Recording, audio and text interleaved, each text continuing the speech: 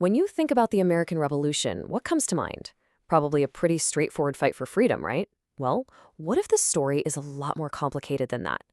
What if that amazing promise of liberty, the one that sparked a whole new nation, wasn't actually meant for everyone? This right here, this sentence is really at the heart of the whole story. I mean, just let that sink in for a second. Imagine being asked to go fight, to risk your life for an idea, for liberty that you've personally never been allowed to have, not for a single day.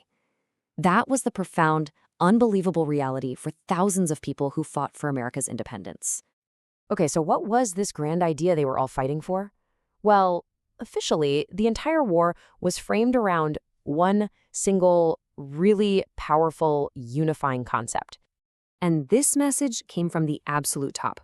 We're talking about General George Washington himself. He declared, "The cause is freedom." And look, this wasn't just some catchy slogan for a poster. This was the official rallying cry. This was the idea meant to pull a brand new, kind of shaky nation together. Super clear, super simple, and incredibly powerful. Okay, so that's the big picture ideal. But what did that actually mean for the individual soldier on the ground, the one actually doing the fighting?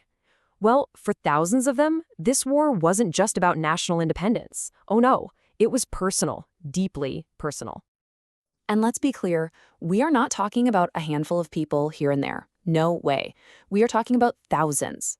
Thousands of African Americans who heard that call for freedom, and they hoped that maybe, just maybe, this could be for them too. And then you get a quote like this one from one of those soldiers, and wow, it just cuts right through all the political speeches, doesn't it? Liberty is sweet. It's not some lofty, complicated ideal. It's a feeling. It's a real human desire. It's the taste of something you've never had, but you're willing to die to get. In all of this, it brings us right to this central conflict, the huge contradiction that's baked right into the very founding of America, something we can call the founding paradox.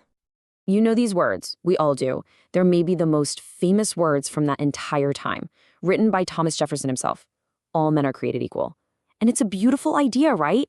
Absolutely revolutionary. It was supposed to be the moral foundation for this whole new country. And right here, this is the paradox laid out as clearly as it gets. On one hand, you have this incredible, inspiring ideal, all men are equal. But on the other hand, you have the cold, hard reality. The guy who wrote those words, and the nation that was built on them, held hundreds of thousands of people in slavery. You've got the ideal and the reality, living side by side in total opposition to each other. So here's the kicker. The war ended, right? But this clash of ideas, it didn't go anywhere. The revolution left this huge, unresolved question just hanging in the air, a question that would go on to shape America for centuries. So in the end, the fight for independence didn't actually solve this contradiction. If anything, it made it bigger. It blew it up. By talking so much about liberty, by putting it on this pedestal, the revolution basically put a giant spotlight on the hypocrisy of slavery. It made it impossible to look away. And it created this central tension that, you could argue, America is still dealing with today. And that really leaves us with this final thought to chew on. Because this isn't just a history lesson, right? It's a timeless question.